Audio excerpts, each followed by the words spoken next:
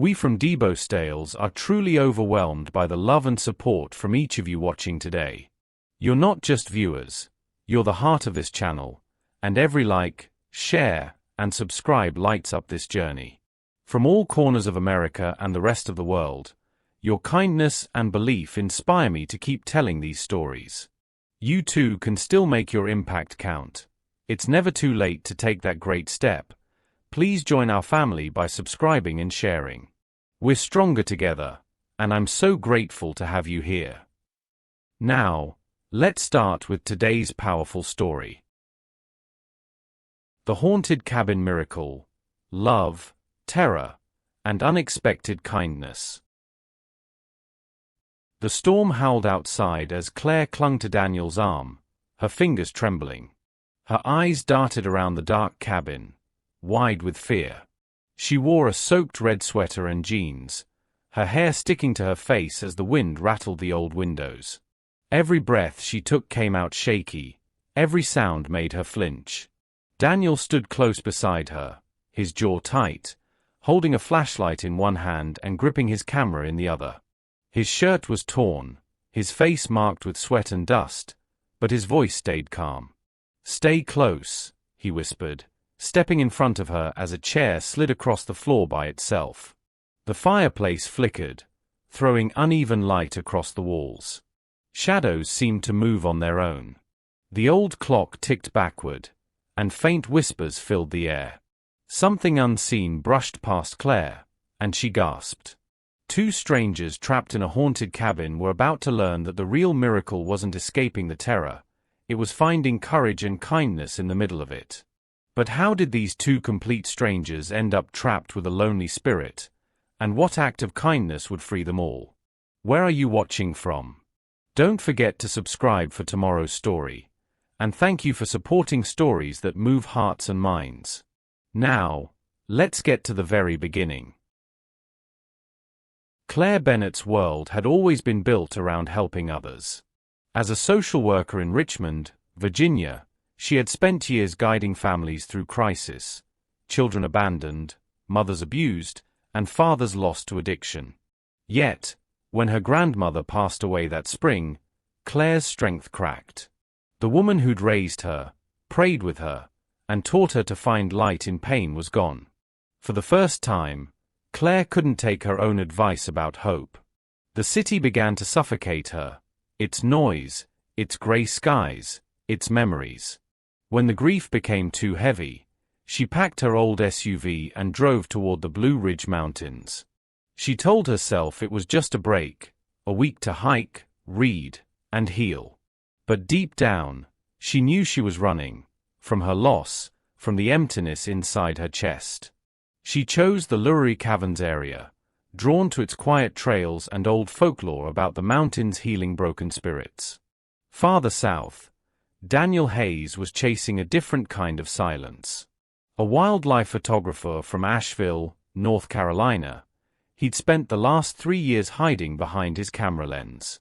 His photos of migrating birds and Appalachian landscapes had appeared in magazines, but no one knew what pushed him to stay in the wilderness for months at a time. His fiancée, Melissa, had died in a car accident 3 years earlier, on a rainy mountain road. Since then, Daniel had traveled from ridge to ridge, following migration routes, avoiding people, pretending that work was purpose. That autumn morning, his assignment brought him near Hawksbill Mountain. The fog was thick, low clouds drifting like ghosts through the trees. He moved carefully, camera slung around his neck, taking short breaths as he searched for warblers. When he turned a corner on the narrow path, a red blur appeared out of nowhere. Claire stumbled out of the mist, eyes wide, map in hand, boots muddy. They collided hard, Daniel catching her before she fell.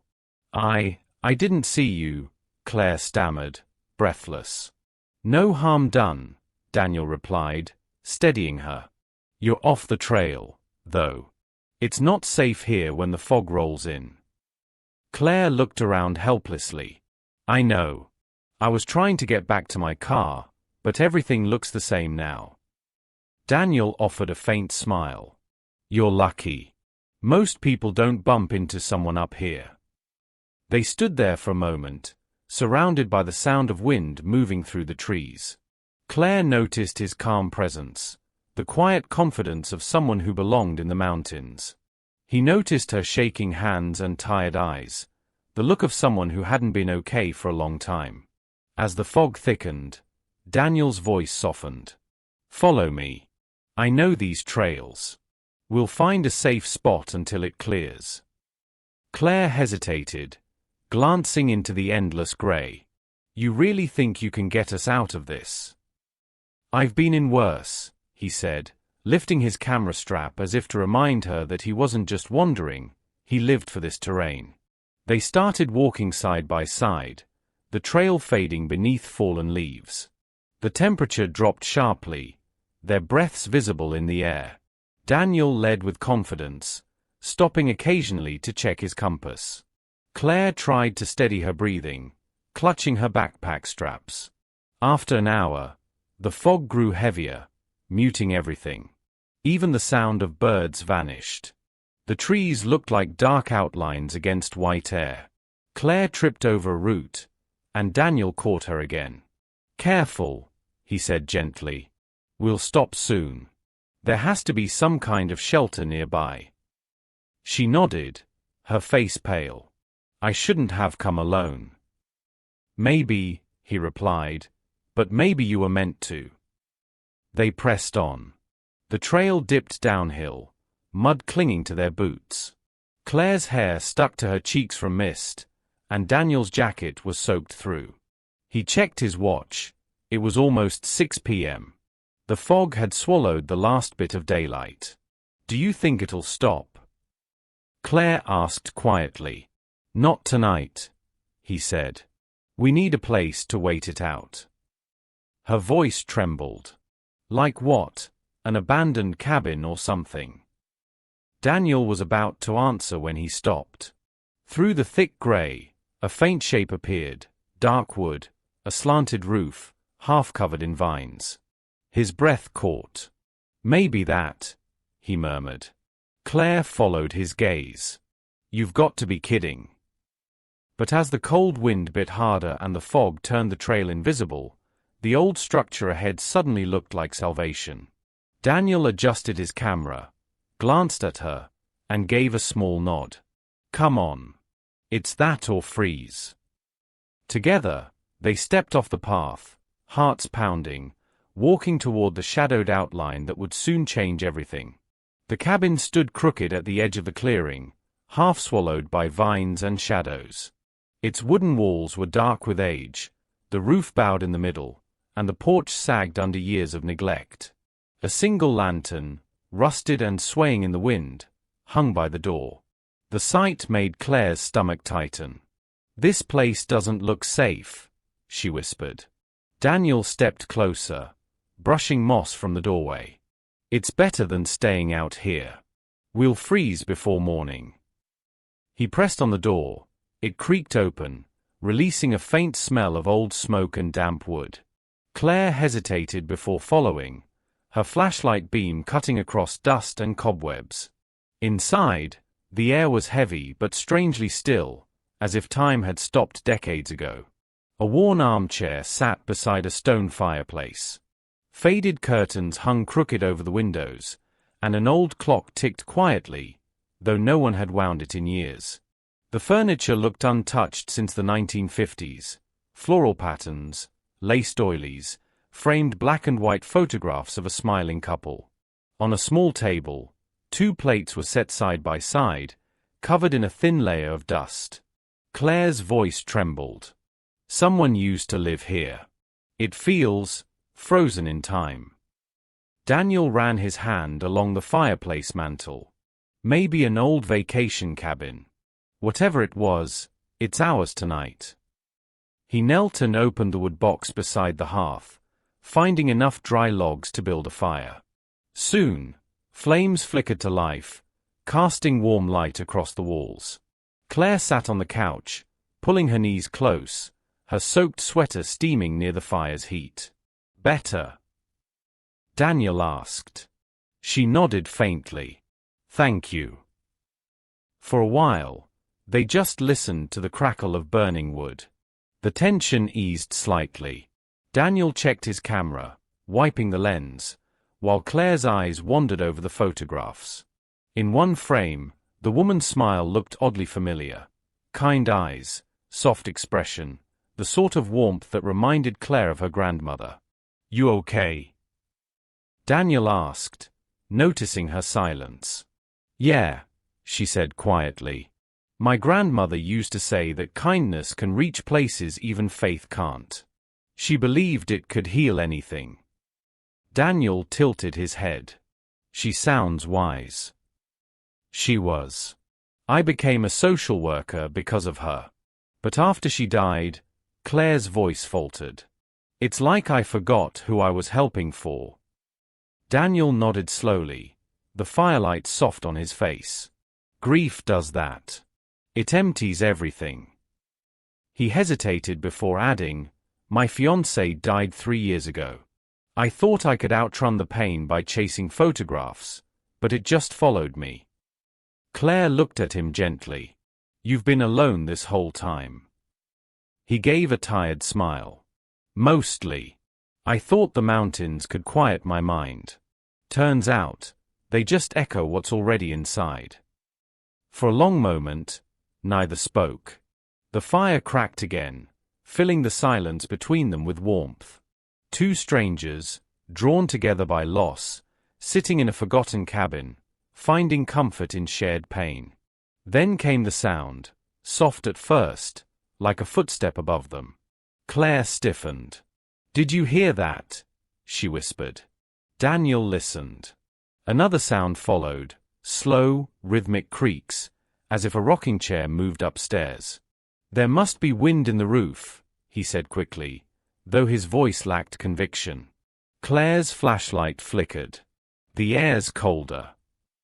A sudden gust swept through the room, though no window was open.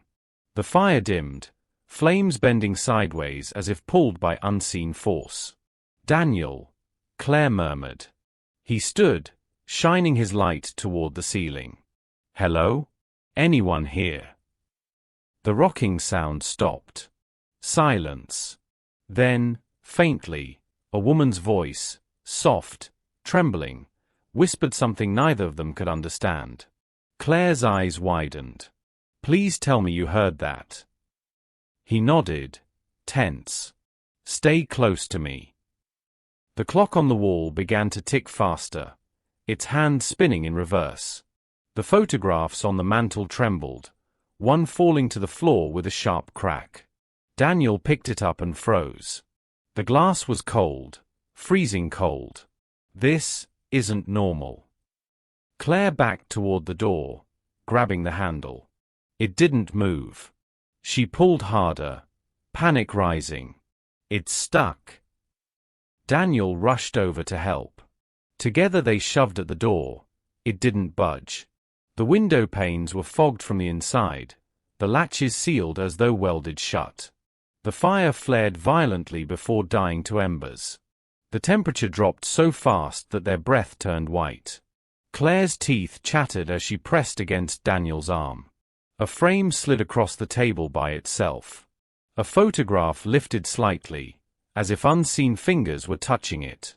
The woman's face in the picture seemed almost alive in the dim light, smiling, but sorrowful. "Who's there?" Claire called out, her voice breaking.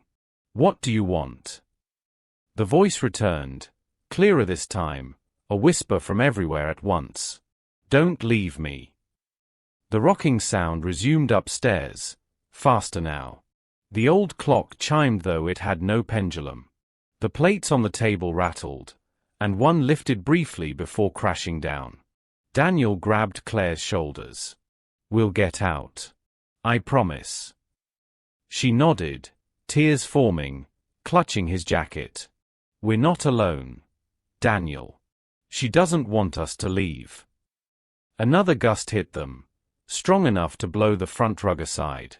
The fire roared back to life, bright and wild, illuminating the photo frames on the wall, every single one now turned to face them. Daniel's pulse raced. "It's her." She's trying to say something. Claire's instincts as a social worker, years of reading emotion, sensing distress, kicked in through her fear. No, she said softly, eyes on the photograph. She's not angry. She's sad. The air stilled again, heavy and watchful. The rocking above stopped. Daniel's flashlight flickered once more, and in that brief flash, both of them saw it, a faint outline near the stairs, shaped like a woman standing quietly in the shadows, head tilted, as if waiting.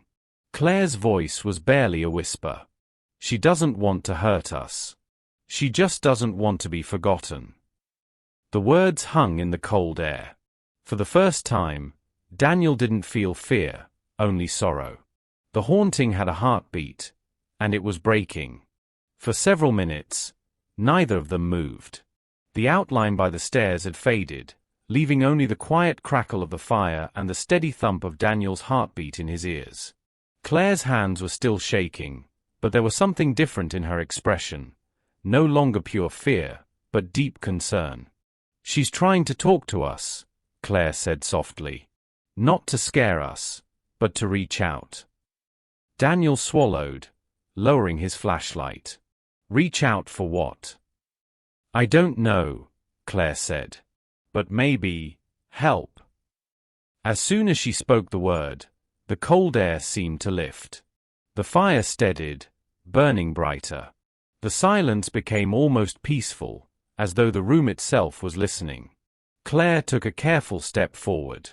We don't mean you harm, she said into the dim air. If you need help, show us how. For a moment, nothing happened.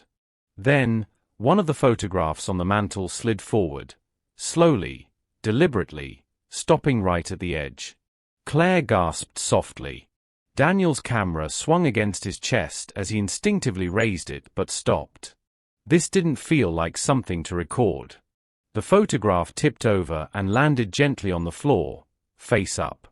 It was a picture of the same couple they had seen before, the smiling woman and the man in uniform. Beneath it, the drawer of an old side table creaked open on its own. Claire's eyes filled with cautious wonder. She's showing us something. Daniel walked to the table, kneeling beside it. Inside were several small objects, an old brooch, a locket, and a bundle of letters tied with a faded pink ribbon. The paper was yellowed and fragile. Claire knelt beside him, her voice trembling. They're hers. Daniel handed her the top one. The handwriting was elegant and looping, each line filled with care. Claire unfolded it carefully, reading aloud. My dearest Henry, the nights are colder without you here. I keep the fire burning, just the way you liked it. I pray each morning that you'll walk through that door again. Until then, I'll write, so you'll never be alone. Claire's voice broke slightly on the last line. These are love letters. Daniel's tone softened. To her husband, Henry. They opened another. It was dated 1954. They say the war takes men's bodies, but I think it also takes their smiles. I'll wait for yours, no matter how long it takes. Daniel rubbed the back of his neck, the pieces forming a quiet truth. She was waiting for him to come home. Claire nodded slowly, her fingers trembling as she lifted another letter. This one was dated 2 years later. The army called today. They said you're gone. But I don't believe it. You promised me forever, and I'm not ready to let you go. She set it down gently, her eyes glistening. He died during the Korean War. She never accepted it. The next letters chronicled years of solitude. They described the seasons changing around the cabin, the birthdays she spent alone, and her refusal to leave. Each one ended the same way. Dinner's waiting. I'll see you soon. Daniel sat on the floor, listening to Claire read, the firelight flickering over their faces. With every letter, the air in the room felt warmer, softer, as if the spirit herself was standing close, remembering. Near the bottom of the stack was one that looked different, unfinished. The handwriting trailed off mid-sentence, ink smudged as though by tears. The date was 15 years ago. Claire whispered the words aloud. "Today I feel tired, Henry. Maybe tomorrow I'll rest. I still keep your plate on the table, just in case." The letter ended there. No signature. Daniel exhaled slowly. She never left this place. She died here, still waiting. Claire's throat tightened. She looked around the small cabin, the photographs, the set table, the lingering sense of presence. She spent her whole life waiting for someone who never came back. The photograph nearest the fire suddenly shifted again, sliding forward until it leaned upright. The woman's smiling face looked back at them, soft and wistful. Claire's tears fell silently. She's not trying to frighten us. She just doesn't want to be forgotten. Daniel nodded, his voice low. Dorothy Parker. That's her name. He picked up one of the letters that bore a return address. This cabin was theirs. She built it with him. Claire brushed the dust off the table and gently placed the letters back in a neat pile. She was trapped in her grief, just like us. The fire flickered as if in agreement. The warmth returned fully now, filling the room with an almost gentle stillness. Daniel stared at the letters. You know what's strange? Every photograph, every object. It's like she was trying to make sure someone remembered their love. Claire nodded slowly. Maybe that's what keeps her here. Not anger. Not regret. Just loneliness. A single tear rolled down her cheek as she turned to Daniel. She lost the only person she had. Maybe she's waiting for someone to tell her it's okay to let go. Daniel sat beside her, their shoulders touching. For the first time that night, neither of them felt alone. He looked toward the photograph again. If she's been here this whole time, she needs to be acknowledged. Someone to say she mattered. Claire's voice trembled. She deserves peace. Everyone does. The clock on the wall ticked softly again, steady, calm. The windows no longer rattled. The cabin no longer felt hostile. Instead, it felt mournful. Daniel reached for her hand. So what do we do? Claire looked around, eyes filled with empathy. We help her find what she's been searching for all these years. Daniel gave a small nod. We help her go home. As the fire glowed brighter, the faint outline of the woman appeared once more at the base of the stairs, her figure softer this time, her posture calm. The presence lingered there for a long, silent moment before fading again into the air. Claire whispered into the warmth, "We'll help you, Dorothy. I promise." The air seemed to sigh in relief, a faint whisper moving through the room, almost like a thank you.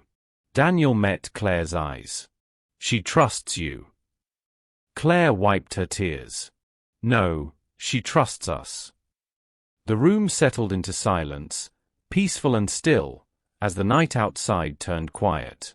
Two living souls and one lost spirit, bound by grief, kindness, and the unspoken wish to be remembered. They sat by the fire until dawn began to touch the edges of the windows. When the first light reached the cabin floor, Claire finally spoke, her voice full of quiet resolve. "We're going to help Dorothy find her husband." Daniel nodded, determination replacing fear. "Let's bring her home." Morning light slipped through the cracks in the old cabin's walls, spreading across the wooden floor. The air that had once felt cold and tense was now gentle, almost warm. Claire stretched near the fireplace, noticing how still everything was. No whispering voices. No moving objects. Only calm silence, as if the place itself had finally taken a deep breath. Daniel was already awake, kneeling beside the table. The letters were neatly stacked, the photographs lined up in order. "It feels different," he said quietly. Claire nodded. "Like she's resting." They spent the next hour cleaning. It wasn't planned. It just felt right. Daniel brushed the dust off the old chairs while Claire polished the glass over each photograph, wiping carefully as though afraid to disturb the memories within. Every movement carried respect. The cabin no longer looked abandoned. It looked cared for. When Claire placed the last photo back on the mantel, the fire flickered softly, as though acknowledging their effort. Daniel sat on the couch, pulling out his phone. "I'm going to check something," he said, tapping through old records and online archives. "If we can find any trace of Dorothy or Henry Parker, maybe we'll know what she's missing." Claire joined him, curiosity growing. The signal was weak, but he managed to load a few pages. After a few minutes, he looked up from the screen, his brow furrowed. "I found something. Dorothy Parker passed away 15 years ago, same year as that last letter." Claire's eyes softened. "She died here. Alone." Daniel nodded slowly. "There's more. It says she had no living relatives. No children. No siblings. Just her." Claire stared at the glowing screen, her heart tightening. So no one came for her. He scrolled further. "Her husband, Henry Parker, is listed as buried in Luray, near the caverns. Military section." Claire leaned closer. "But she's not buried there." No, Daniel's voice grew quieter. "It says her ashes were never claimed." The realization sank in slowly, like dawn creeping over a valley. Claire looked around the small cabin, at the table still set for two, at the letters written to a man she could never reach. She didn't know where he was buried, she whispered. That's why she stayed. Daniel sat back, absorbing her words. She's been waiting for him. Still trying to find him, even after death. Claire's eyes filled with tears. "We have to help her. We can't just leave her here." Outside, sunlight broke through the thinning fog, spilling gold across the trees. It felt like a sign. Daniel stood, sliding his camera strap over his shoulder. "Let's go to town. We'll find Henry's grave." They packed their things quietly, each movement deliberate. Before leaving, Claire turned toward the mantel. "We'll come back," she said softly. "I promise." The air in the cabin seemed to hum faintly, gentle and grateful. Their hike down was easier than the climb up. The fog had lifted completely, revealing clear skies and mountain views that stretched for miles. Claire breathed deeply, feeling lighter with each step. Daniel walked beside her, checking the map occasionally. For the first time since they met, they didn't feel like two lost strangers. They felt like partners with a purpose. By mid-afternoon, they reached Luray town. The streets were quiet, lined with antique shops and diners that looked untouched by time. A small cemetery rested at the edge of town, framed by oak trees and weathered stone gates. They entered slowly, reading the names on the gravestones until Daniel stopped near a small, worn headstone. The letters were barely visible under moss. Henry J. Parker, 1929 to 1955. U.S. Army. Beloved husband. Claire knelt, brushing away the dirt and fallen leaves. The grave was simple, neglected. A single broken flagpole lay beside it. She placed her hand on the stone. "She's been waiting for you all this time," she said quietly. Daniel took a photo, not for his portfolio, but for remembrance. She deserved better than this. They stood there for a while, letting the wind move through the trees. It felt peaceful, but incomplete. Claire finally turned to him. "We need to bring her here. She should be beside him." Daniel nodded without hesitation.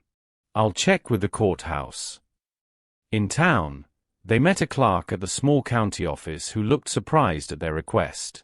"Dorothy Parker's ashes," he said, typing into the computer. "Well, would you believe, they've been in storage all these years. No one ever claimed them." Claire's chest tightened. Can we arrange for her to be buried beside Henry? The clerk hesitated, then smiled gently. If you're willing to cover the costs, we can make it happen. She deserves a proper rest. They exchanged a glance, and that was all it took. No words, no debate. Just agreement. Daniel reached for his wallet. We'll take care of it. It took them the rest of the afternoon to complete the paperwork and purchase a small burial plot next to Henry's. As they signed the final document, Claire's hand trembled slightly, not from fear, but from emotion. She's waited long enough, she said. When everything was settled, they walked back to the cemetery in the golden light of evening. The air smelled of pine and earth. Daniel stood beside her, his voice low. Tomorrow, we'll bring her home. Claire nodded. We'll give her the ending she never had. The sun dipped below the hills as they lingered at Henry's grave. Neither spoke for a long time. There was nothing left to say, only the quiet understanding that they were part of something far greater than themselves. When they finally made their way back to the trail leading toward the cabin, the air felt lighter.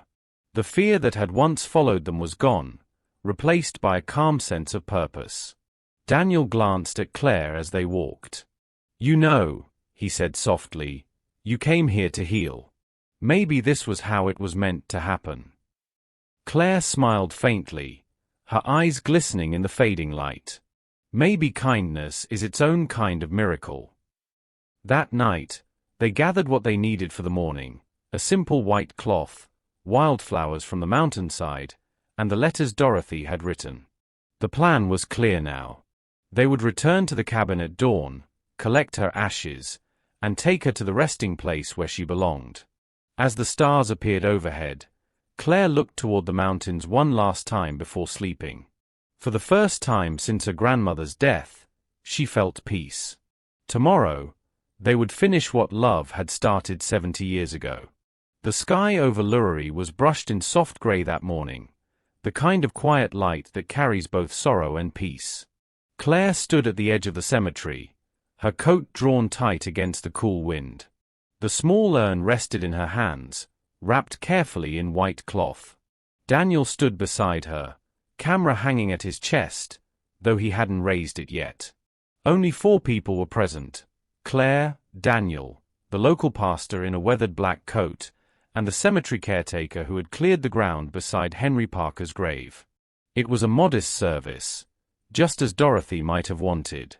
The pastor began with a short prayer, his voice steady, rising above the whisper of the trees. Claire's eyes moved between the 2 headstones, Henry's, worn by time, and the freshly turned soil beside it. Her heart ached with both sadness and relief. When the pastor nodded for her to speak, she stepped forward, her voice soft but unwavering. She waited for love longer than anyone should, Claire began. For decades, Dorothy Parker sat in that cabin, writing to a man who had already gone ahead of her. She believed love could bridge any distance, even the distance between life and death. Some might call that foolish, but I see it as faith. The kind that doesn't fade when the world forgets you. She glanced toward Daniel, then back at the grave. She taught me that love isn't just about romance. It's about devotion. It's about remembering someone when everyone else has moved on. It's about kindness, the kind that doesn't ask for reward. Today, she finally comes home to him. For a moment, no one spoke. Only the sound of wind moving through the cemetery. Claire lowered the urn into the ground, her hands trembling slightly. Daniel helped her steady it, their fingers brushing briefly. Together, they placed the first handful of earth over it. As the caretaker filled the grave, Daniel quietly lifted his camera. He didn't take many photos, only a few, the kind that would help them remember the peace of this moment. The pastor bowed his head one final time, and they all stood in silence. Claire felt something shift in the air, a quiet stillness, deep and calm. It wasn't cold anymore. It felt gentle. She closed her eyes, and for a brief instant, she could almost sense two presences standing near the graves, a man and a woman, hands clasped, faces lifted toward the light. When she opened her eyes, Daniel was looking at his camera, stunned. "Claire," he whispered, his voice trembling. "You need to see this." She stepped closer. On the screen was the photograph he'd taken moments earlier, the one showing the two graves. But between them stood two faint, translucent figures, one in a 1950s dress, the other in a faded uniform. Their hands were intertwined, their faces filled with quiet joy. Claire's breath caught. She didn't move, didn't speak. The pastor glanced over her shoulder and froze. No one said it out loud, but they all understood. After a long silence, Claire whispered, "They found each other." Daniel's voice was barely audible. "Looks like they were waiting for this." A soft wind swept through the cemetery, scattering a few petals from the flowers they'd laid down. It felt like a goodbye, and a thank you. They stayed a few minutes longer, then walked back toward town. The world seemed brighter somehow. Even the air felt lighter. That night, they returned to the cabin. For the first time, it didn't feel haunted. It felt homey. The fire burned easily. The scent of cedar filled the room. Claire stepped through the doorway and paused. The tension she'd once felt here was gone. Daniel smiled quietly. "Feels like she's finally at peace." Claire moved toward the table where Dorothy's letters had once been. Something caught her eye, a folded sheet of paper resting in the center of the table, though neither of them had left it there. She hesitated, then opened it. The handwriting was delicate, the ink slightly faded. "To those who showed kindness when I had long been forgotten, thank you. Love is not bound by the body, nor ended by time. It is carried forward by compassion, by every gentle act that reaches another soul. You have given me rest, and I hope in your hearts you find your own." Claire read it aloud, her voice trembling on the final line. "The greatest miracle is not in being loved, but in learning to love again." When she finished, neither spoke for a long while. Daniel reached out, touching her hand lightly. "I don't want to keep running anymore," he said softly. "All my life, I've been chasing moments, trying to capture meaning through a lens. But this," he gestured around them, "this is the first time I've actually felt it." Claire's eyes filled with tears. "I lost my faith for a long time. I thought kindness was just something you did to survive. But she reminded me that it's what keeps us alive." He took a small step closer. "Claire." She met his gaze, a tear slipping down her cheek. "I think she brought us here for a reason." Daniel smiled faintly. "Maybe she just wanted us to know that love doesn't end. It changes form." They stood in silence, the crackling fire filling the room with warmth. Outside, snowflakes drifted softly through the pines. He reached for her, and she didn't pull away. Their embrace was quiet, natural, not born from fear or need, but from understanding. It felt as though the room itself sighed with them, content.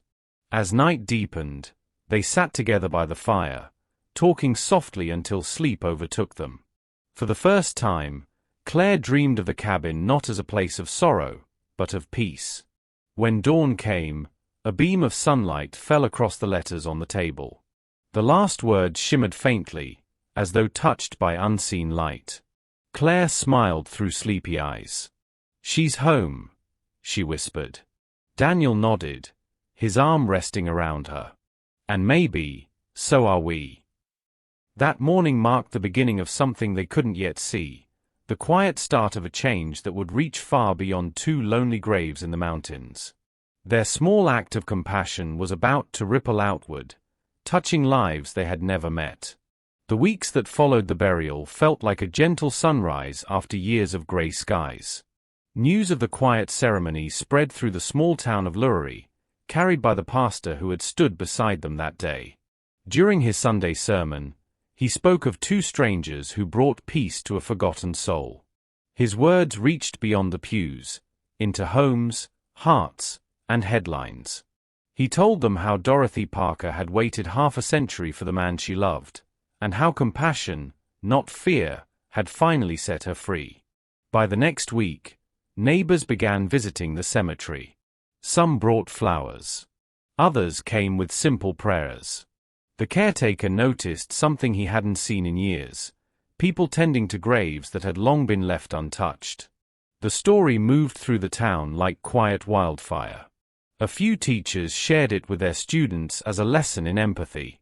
Local volunteers started organizing small cleanup days at nearby burial grounds. Before long, a community effort had taken root, the Remembered Project, they called it. High schoolers pulled weeds around neglected headstones. Retirees painted faded markers. The local historical society began compiling names and stories of those buried without family. For Claire, watching this unfold was like watching a seed bloom into something she hadn't dared to hope for: collective kindness. Her work as a social worker had always been about helping the living, but this experience showed her how remembering the forgotten could heal the living too. She returned to Richmond with a different kind of fire in her spirit. Her co-workers noticed it right away. She smiled more, listened more deeply, and spoke with conviction that compassion could mend even the oldest wounds. She began mentoring younger colleagues, teaching them to look beyond paperwork and see the people behind every case. But her weekends belonged to the mountains. Every few weeks, she'd drive back to Luray, sometimes with Daniel, sometimes alone, to visit the cabin. Daniel, meanwhile, found that his photography changed after that winter. He used to chase spectacle: storms, migrations, moments of danger. Now, his lens lingered on connection: an old couple holding hands, children feeding birds, the way light fell on forgotten gravestones. When he developed the photographs from Dorothy's burial, he saw something beyond exposure or contrast. The image of the two translucent figures holding hands became his most cherished. He never sold it, never displayed it in a gallery. It stayed framed on his desk, a private reminder that beauty wasn't about perfection, it was about truth. By spring, he made a decision that surprised even him. He sold his apartment in Asheville and relocated his small photography studio to Richmond. "I'm tired of being everywhere but where I belong," he told Claire over dinner one night. She smiled. "So where is that?" He looked at her for a long moment. "Wherever you are." Their relationship grew naturally, unforced. They spent spring exploring trails along the Blue Ridge, talking about the past without fear of it. By summer, laughter came easier. They learned each other's rhythms: how she loved to read by the window while he edited photos late into the night, how he always made her tea before she woke up. Their love wasn't built on rescue or desperation. It was steady, born from shared courage, mutual respect, and the understanding that both of them had walked through darkness and chosen kindness instead of bitterness. Daniel's photography soon gained national attention. Magazines began featuring his work, describing it as portraits of humanity in its quietest form. Yet he remained humble. When journalists asked about his inspiration, he only said, "A story about love that refused to die." His favorite photograph remained the one from Dorothy's burial, a picture he never submitted anywhere. "Some moments," he'd tell Claire, "belong only to the people who understand their weight." That summer, they decided to restore the cabin together. They didn't change much, just cleaned, reinforced the beams, and polished the old wooden furniture. Every nail hammered, every board sanded, felt like an act of reverence. Dorothy and Henry's belongings stayed in their places. The letters remained in a wooden box on the mantel, wrapped in the same ribbon Claire had found. They added only a small framed note beside the hearth: "To love is to remember." Whenever they visited, the cabin seemed to greet them with warmth. The wind through the trees sounded softer, the fire caught easier, and at night the stars outside shone a little brighter. Claire often brought wildflowers from the valley to place in a vase on the table where Dorothy's final letter had appeared. Daniel would photograph them each time, noticing how the petals caught the morning light differently with every season. They didn't speak of ghosts anymore. There was no need.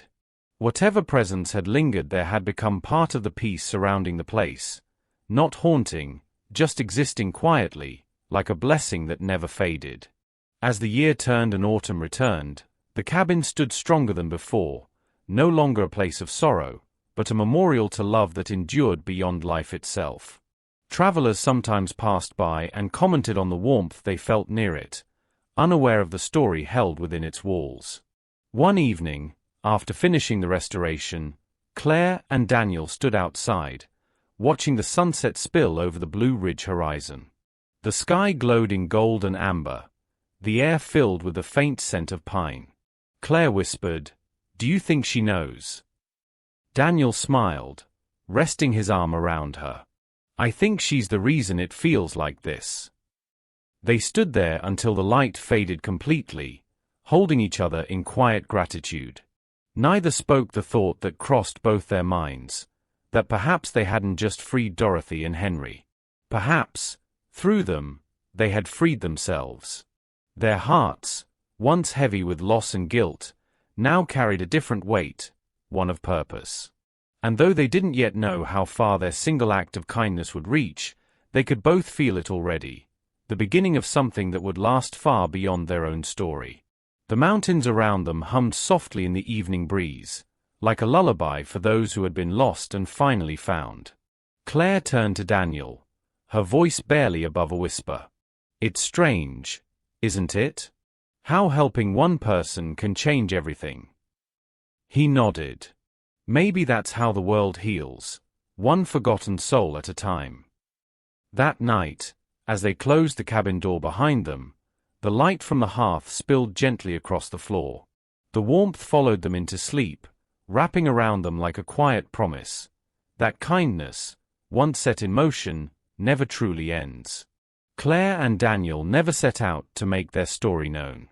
In the beginning, they only shared it with a few people: the pastor who had stood with them at the burial, a journalist friend who promised to treat it gently, and the local historical society that had helped identify Dorothy and Henry's records. But word has a way of traveling when it carries truth, and soon the story of the haunted cabin and the couple who found peace beyond death began to reach far beyond Luray. What started as quiet curiosity soon became something deeper. The Luray community, once known mostly for its caverns and scenic trails, became a place people visited for reflection. Travelers came not for thrill, but for peace. Some brought flowers to Dorothy and Henry's grave. Others left notes of gratitude, sharing how the story reminded them to call their parents, forgive old friends, or simply look for goodness again. A local teacher began taking her students to the cemetery once a month. They cleaned forgotten headstones and researched the people buried there, writing short biographies to share with their families. The Historical Society created a digital archive titled the Remembered Lives Project, where anyone could submit photos, documents, and memories of those once lost to time. Before long, other towns in Virginia started similar efforts.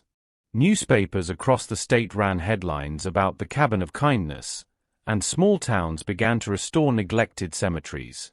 Families who thought their ancestors were gone without trace discovered their graves tended and marked anew. For many, the story of Dorothy and Henry was more than a ghost tale. It was proof that love, even when forgotten, never truly disappears. The cabin itself became a quiet landmark. There were no signs, no tours, no fanfare. Yet hikers along the trail began to speak of a calmness that washed over them when they passed near it. Some described a faint scent of wildflowers on the breeze, even in winter, when none grew nearby. Others swore they heard laughter carried softly through the trees, like two people sharing a private joy. Skeptics called it suggestion, imagination, or the mind filling in silence. But for those who had heard the story, it didn't matter whether it was real or not. The feeling itself was enough, A reminder that kindness leaves an imprint, both visible and unseen. 2 years after their fateful meeting, Claire and Daniel returned to that same cabin for a different kind of ceremony, their wedding. Only a handful of close friends were there, the pastor, a few townspeople, and the caretaker who'd once buried Dorothy's ashes. Claire wore a simple lace dress, and Daniel stood beside her in a dark grey suit, his camera quietly resting on a tripod to capture the moment. The Blue Ridge Mountains stood tall behind them, the air cool and clear.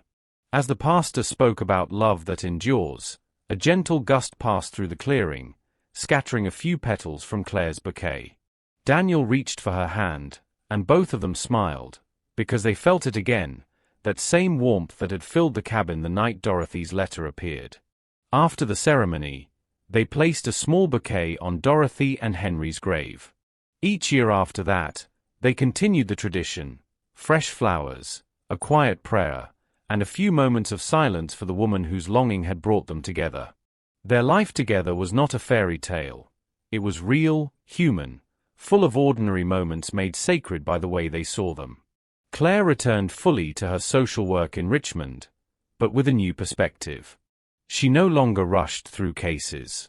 She listened more deeply to people's stories, not just what they said, but what they left unsaid. She started a program that paired volunteers with elderly residents who had no family, helping them record their life stories. She named it Project Dorothy. Daniel's photography evolved too. His work focused less on landscapes and more on people, strangers, friends, those living on the edges of society. His most moving collection, Hands That Remember, captured people performing small acts of kindness, feeding birds, holding worn photographs, or planting flowers on forgotten graves. Critics praised it for its emotional clarity, but Daniel always deflected praise. "I just take the pictures," he'd say. "The real art is what people choose to do when they care." Every few months, Claire and Daniel returned to the cabin. They never brought cameras, never shared photos. They just sat by the fire, talked, and listened to the quiet around them. Sometimes Claire swore she could hear faint humming, like a woman singing softly from another room. Daniel never confirmed it, but he always smiled when she mentioned it. Over the years, they kept honoring Dorothy in small ways, donating anonymously to restore old cemeteries, leaving fresh flowers at graves without names, or writing notes of encouragement to people going through hard times. Each gesture was simple, but together, they formed a lifetime of quiet miracles. When asked in interviews about their relationship, Claire would often say, "It started with fear, but it became faith." Daniel once told a reporter, "We didn't just find each other that night. We found what matters most. That kindness isn't just something you do, it's something you live." By their 5th anniversary, the cabin had become almost legendary in local circles. Hikers often left small tokens, paper hearts, folded letters, even drawings of 2 figures holding hands. No one vandalized it. No one claimed ownership. It simply existed as it was meant to, a place of peace, born from compassion. Those who walked by often spoke of leaving lighter than they arrived. Whether it was psychological or something beyond explanation, the effect was undeniable. The cabin had become more than a home. It was a reminder that love, once given freely, never disappears. As the seasons passed, Claire and Daniel continued their work, her in the city, him through his art, both driven by the same belief that had guided them since that stormy Halloween night. That helping one forgotten soul could heal more than they would ever know. Their kindness had set something in motion, a ripple that touched strangers, towns, even generations to come. And though they could not see its full reach, they felt it in every act of gratitude that came their way, in every message that began, "Your story changed the way I see the world." The miracle wasn't just that they freed a restless spirit, it was that they had awakened compassion in countless hearts. The cabin, once a place of terror, now stood as a monument to everything good and enduring in humanity.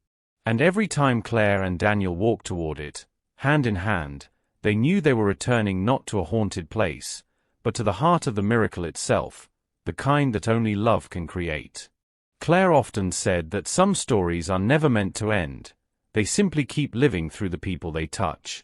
What began as one woman's compassion for a restless soul had become something far greater, something that reached far beyond an old cabin in the mountains.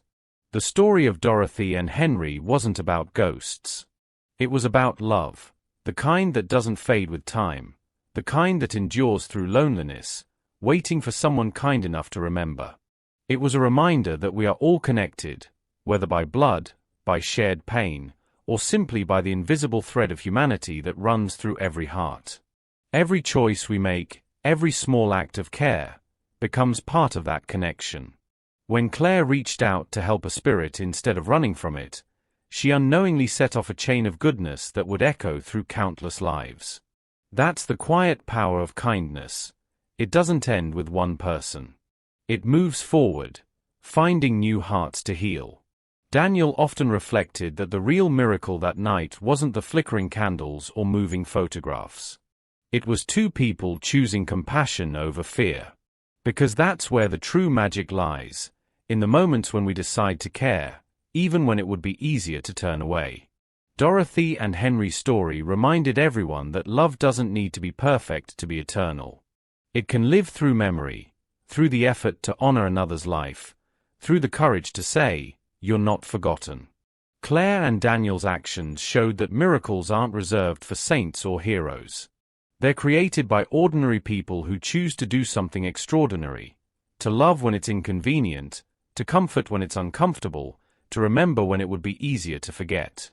In today's world, where people scroll past each other's pain and loneliness often hides behind bright screens, their story stands as a quiet invitation to look up, to notice, to care again.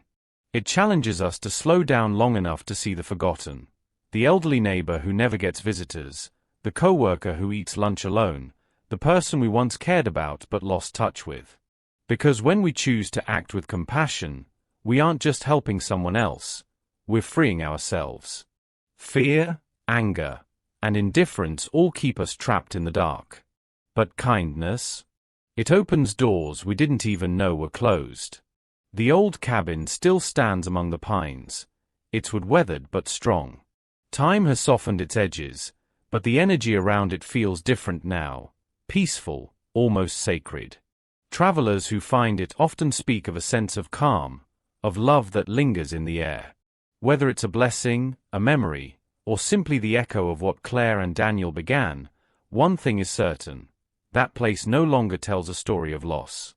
It tells a story of love that refused to die. And maybe that's what we all need to remember, that every person's life, no matter how quiet or overlooked, has value. Every name forgotten by time still mattered deeply to someone. Every soul, no matter how broken, deserves to be honored.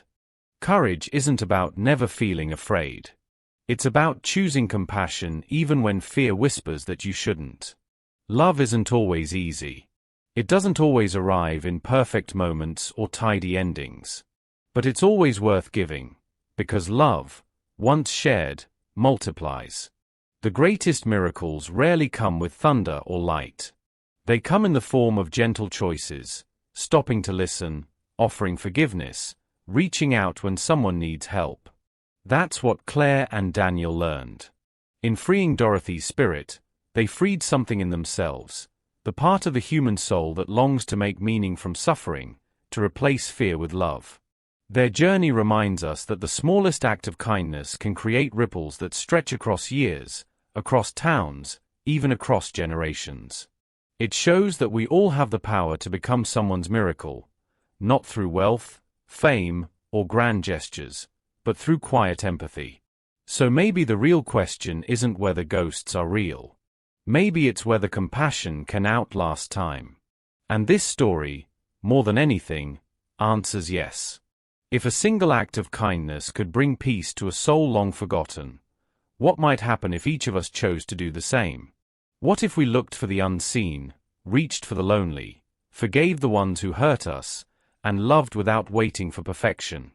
That's how we create our own miracles, one choice at a time, one heart at a time. Claire and Daniel's story is a promise that even when life feels dark or disconnected, kindness remains our greatest light.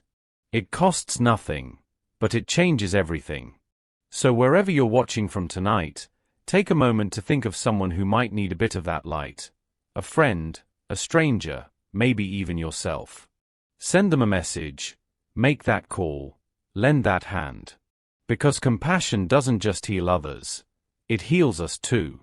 If this story touched you, make sure you subscribe for more true tales of courage, love, and unexpected miracles. Tell us where you're watching from in the comments. We'd love to know how far kindness can travel. And if you've ever experienced an act of unexpected compassion, share it below. Your story might be the one that inspires someone else to care again. Thank you for being here, for believing in the power of empathy, and for helping keep these stories alive. Tomorrow brings another story, another reminder that even in a world that sometimes forgets, love always finds a way to be remembered. Because miracles don't wait for perfect people. They begin with people like you, choosing kindness when the world needs it most.